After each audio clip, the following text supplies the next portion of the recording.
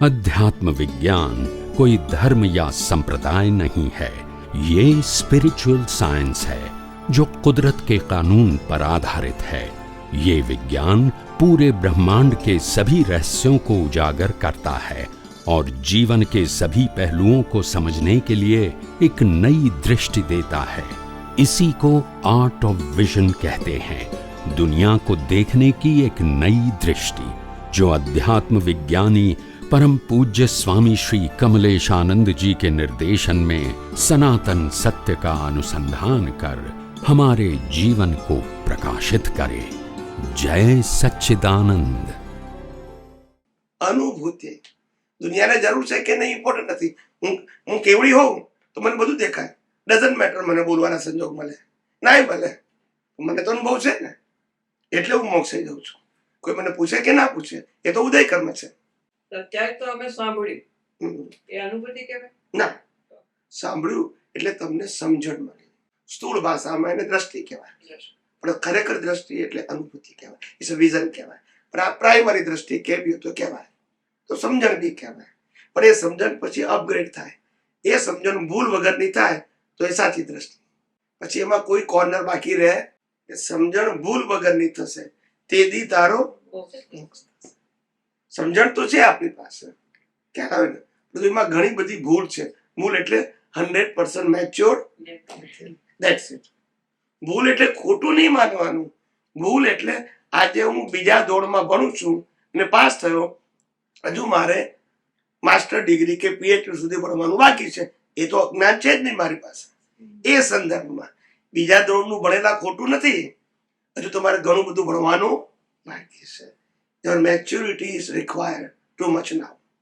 Maturity ક્યારે develop? સંસારમાંથી ઊંચા ના ગયા ના, સંસાર નડતો જ નથી, વિઝન નું એપ્લિકેશન, વિઝન જ ખાલી। મેં પહેલા કીધું આધ્યાત્મના માર્ગમાં લેબર શબ્દ ના હોય, માટે આધ્યાત્મ વિજ્ઞાનમાં મન વચન કાયા એ સબ્જેક્ટ નથી। તો એ માટે ચિંતન મનન ને મંથન, that's it is a inner process, outer કશું ના, એ બધું લેબરમાં જાય, અને લેબર બધું પાપ પુણ્યમાં જાય અને જન્મ મરણમાં જાય। લેબર ના હોય ત્યાં સાયન્સ, ખ્યાલ આવે ને? આ બધી વાતો આપણે કરી છે। સેન્ટ પણ લેબર ના હોય એ ઉચ્ચતમ દશા, લેબર જ ના હોય, ક્રિયા બધી થયા કરે, લાખો લોકોને જ્ઞાન આપે, લેબર ના હોય। લેબર 100 મજૂરી મારે કરવાનું, હું કરું છું, મારે કરવું પડશે, મારાથી ના થયું, આ બધું લેબર કહેવાય। એટલે બિલીફ એવી તો બિલીફ લેબર એટલે બિલીફ, એનો લોડ બી હોય ને, પછી લોડ હોય કે નહીં, તો પછી મને નથી થયું તો એ લેબર કહેવાય, મને થયું તો એ લેબર કહેવાય, મેં કર્યું તો એ લેબર કહેવાય, પેલાએ કર્યું તો આ વિઝન નું લેબર છે।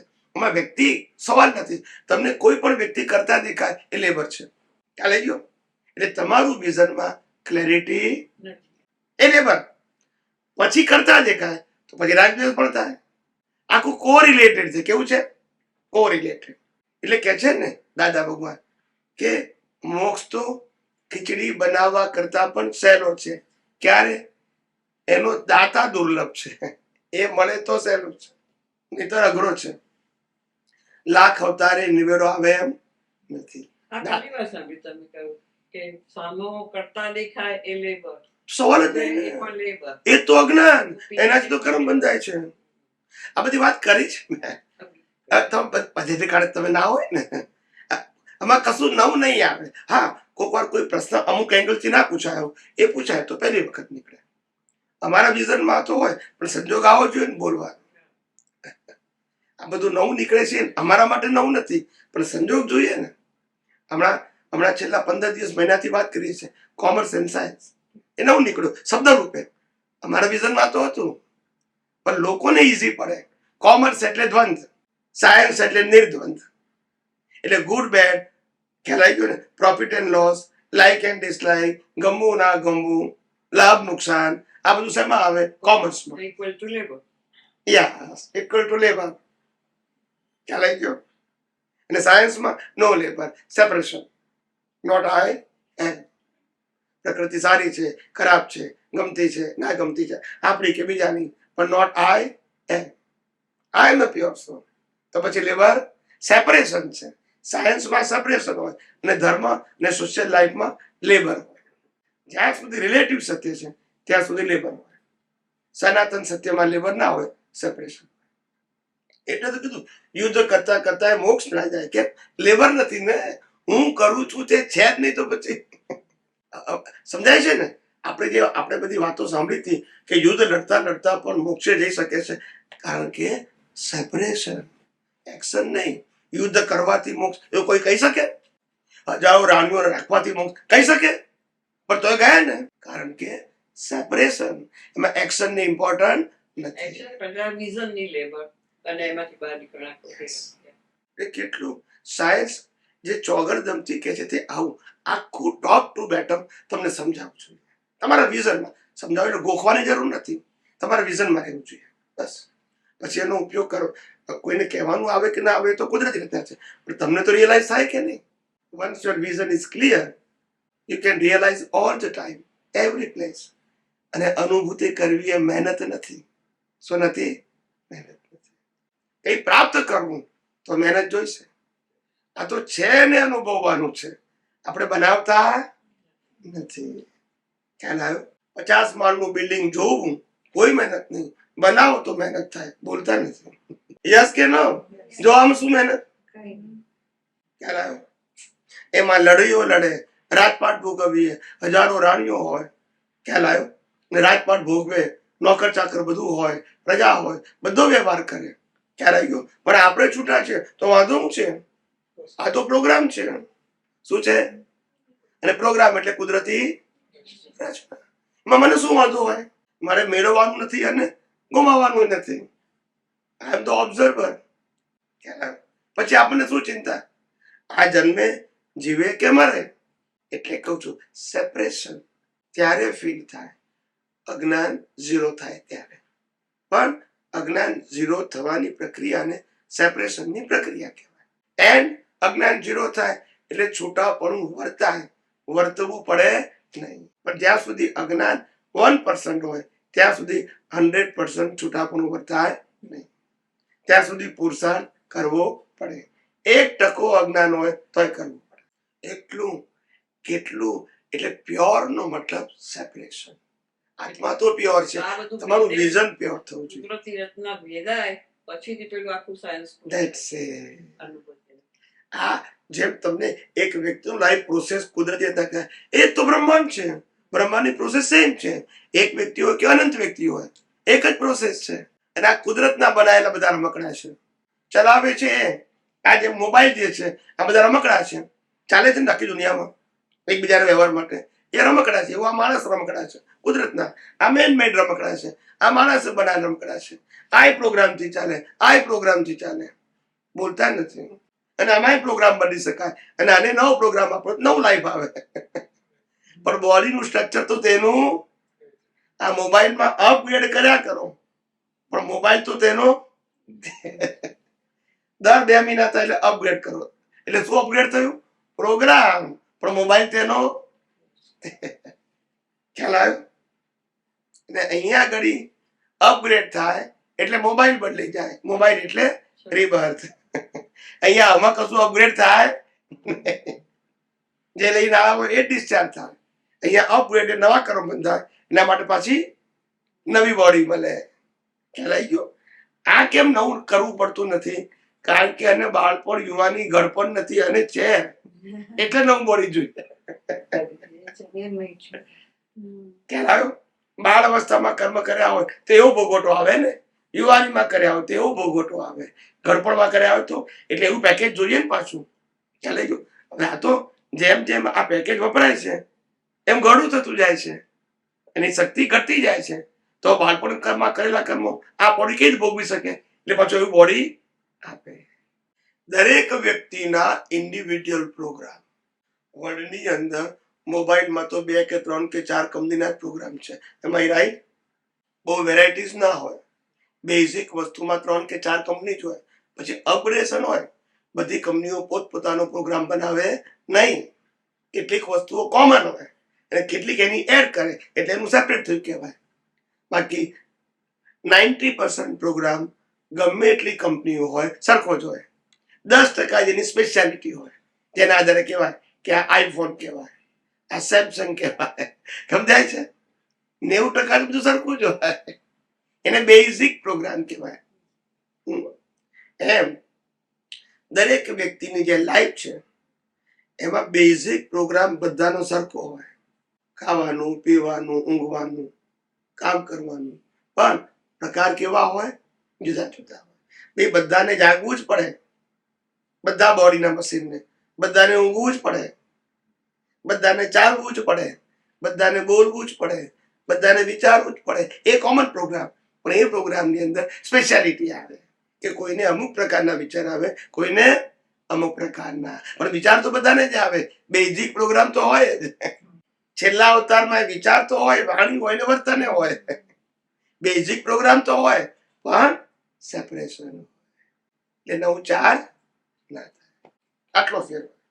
દશા કેવી વર્તાતી હશે? કારણ કે આ બધું આ મશીનરી તો ચાલ્યા જ કરે, ક્યાંય ઇન્વોલ્વ થાય નહીં. એટલે જ્ઞાની પુરુષ દાદા ભગવાને આપણે જે સામાયિકનો પ્રયોગ આપ્યો હતો એ પ્રયોગ સાયન્ટિફિક હતો, એને થિયોરિટિકલમાં લઈ ગયા. શામાં લઈ ગયા? થિયરીમાં.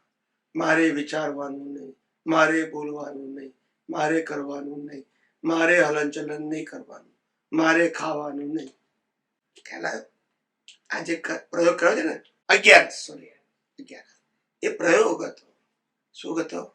એની જગ્યાએ પ્રયોગ ક્રિયામાં કર્યો. મારે હવે વિચાર નહીં કરવાના, મારે જોવાનું નહીં, મારે સાંભળવાનું નહીં. આ ઊંધું થઈ ગયું. પ્રયોગ શું હતો? મન વચન કાયા સહજ હોય અને તારે શું રહેવાનું હતું? હું વિચાર નહીં, મારે વિચાર નહીં કહું. લભી તું કરે છે ક્યાં? બોલતા નથી. વિચાર આપણે કરીએ છીએ? લાઈવ ઈગો કરે છે કે ડિસ્ચાર્જ કરે છે? મારે વિચાર હવે નહીં કરવાનો 11 કરી એટલે. પણ વિચાર તું કરે છે? મારે નહીં બોલવાનું પણ તું બોલે છે. મારે હલનચલન નહીં કરવાનું પણ તું હલનચલન કરે છે. મારે નહીં ખાવાનું પણ તું ખાય છે. તો જે મન વચન કાયા જે કરતું હતું એને સેપરેટ જોવાનો પ્રયોગ હતો. શું હતો? એ પ્રયોગ ક્રિયામાં ગયો. શું ગયો? મારે આ બધું નહીં કરવાનું. ખરેખર જે કરી રહ્યો છે એનો હું ઓબ્ઝર્વર રહેવાનું હતું. કરવા ના કરવાના સબ્જેક્ટમાં જવાનું. જે કંઈ થઈ રહ્યું છે એના ઓબ્ઝર્વ. મન વચન કાયાની અવસ્થા માત્ર કુદરત. એટલે જે વસ્તુ, એટલે તો મેં કીધું સાયન્ટિફિક પ્રોસેસ, મિકેનિકલ પ્રોસેસ નહીં. એ તો કુદરતી રચના છે. સાયન્ટિફિક પ્રોસેસ મતલબ સેપરેશન. આ પ્રોસેસ થતી હોય એના તમે ઓબ્ઝર્વર છો.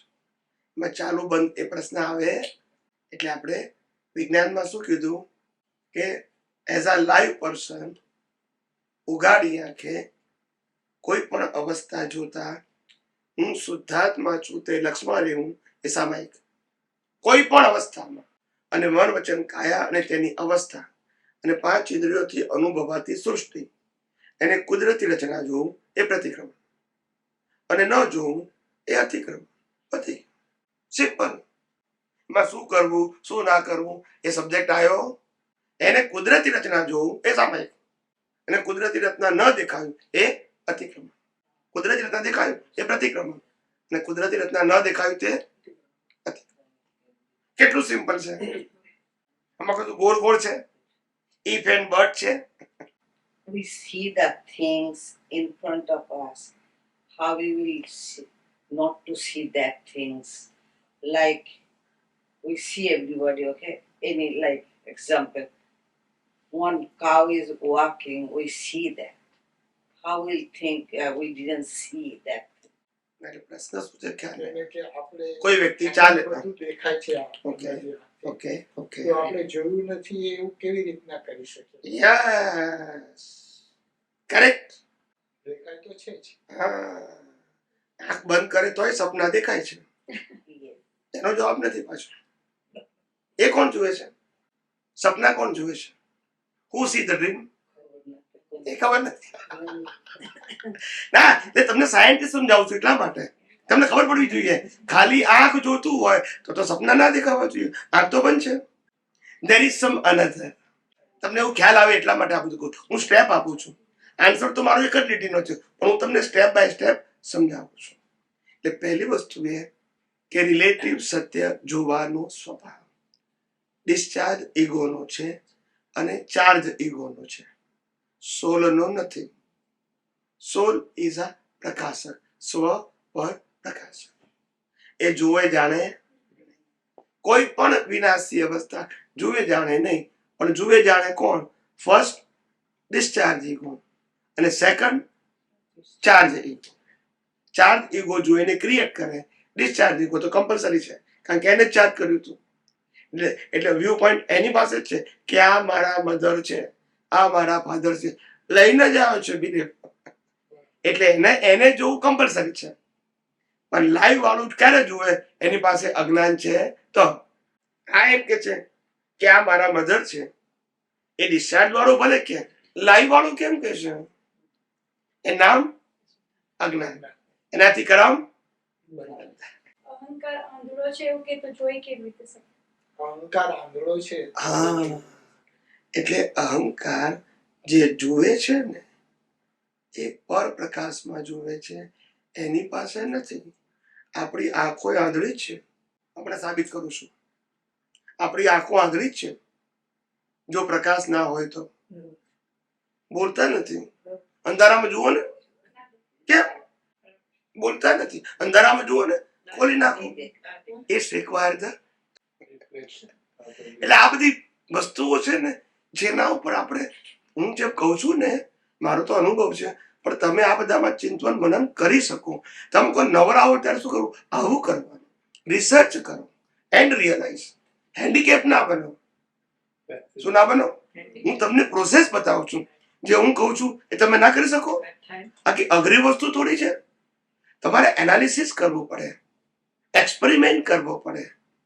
It is a inner scientific process. અંદરની વસ્તુ છે, એ બહારની વસ્તુ નથી. એ રિફ્લેક્ટ કરે તો જ દેખાય, રિફ્લેક્ટ ના કરે તો શું? કેવી રીતે દેખાય? એટલે બધી વસ્તુ સમજો. એટલે આત્મા સ્વ પર પ્રકાશક છે. એનો પ્રકાશ ના હોય તો આ ઈગો લાઈવ કે ડિસ્ચાર્જ કશું ના જોઈ શકે. અને એ જોવા માટે પાછો બહારનો પ્રકાશ તો જોઈએ. બહારનો પ્રકાશ અવસ્થા માટે જોઈએ અને અંદરનો પ્રકાશ જ્ઞાન માટે, અવસ્થાને આઈડેન્ટિફાય કરવા માટે. આંખો હોય, પ્રકાશ હોય, અવસ્થા હોય, પણ આત્મા ના હોય તો ના દેખાય. આ બધું કન્ક્લુઝન કરવું પડે, એકલું નહીં બોલવાનું. કોઈ કે લાઈટ તો છે, આંખ હોય છે, અવસ્થા છે, આત્મા નથી તો. એટલે આખું પેકેજ ખબર પડવી જોઈએ. આત્મા પણ જોઈએ, ઈગો પણ જોઈએ, અવસ્થા પણ જોઈએ અને બહારની લાઈટ પણ જોઈએ. Whole package. એક જ વાક્ય બોલો કે ભાઈ સૂર્યના પ્રકાશને કાળો વગર દેખાય નહીં, આ લાઈટ વગર દેખાય નહીં, તો એ જ્ઞાન સાચું છે પણ અધૂરું છે. કેવું છે? સાથે આત્મા પણ હોવો જોઈએ. આ બધું સમજવાનું. પણ આત્માના પ્રકાશમાં વિનાશી અવસ્થા જોવા જાણવાનો સ્વભાવ નથી. પ્રકાશવાનો છે પણ વિનાશી અવસ્થાને કોણ જુએ? ઈગો. એટલે આપણે ભલે એવું સાંભળ્યું હોય કે સિદ્ધ ક્ષેત્રનો આત્મા હાથ ઊંચો કરે તો જોઈ શકે. ખ્યાલ આવી ગયો? પણ એ રિલેટિવ જ્ઞાન છે. એને એ આત્મા પ્યોર સોલ ક્યારે પણ બોડીમાં હોય કે સિદ્ધ ક્ષેત્રમાં હોય વિનાશી અવસ્થાઓને જોઈ જાણી શકે નહીં, પ્રકાશી શકે. Now you understand? એટલે સાયન્સ પ્રૂવ થવું જોઈએ. ત્યાં રહેલો આત્મા પછી વિનાશી અવસ્થા જોઈએ તો પાછો રાગદ્વેષ. કારણ કે એને તો ઇન્ફાઇનાઇટ જ્ઞાન છે. પછી અમારા બાપા ને કાકા બધાય દેખાય, બોલતા નથી, હાથ બેડી ના દેખાય, તો પાછું શું કરવાનું? એટલે યુઝ ધ કોમન સેન્સ. માટે અમે કીધું, ભલે દુનિયાની ચોપડીમાં લખ્યું, અમે ઠાઠી રોકીને કહીએ છીએ, આત્મામાં વિનાશી અવસ્થા જોવા જાણવાનો સ્વભાવ.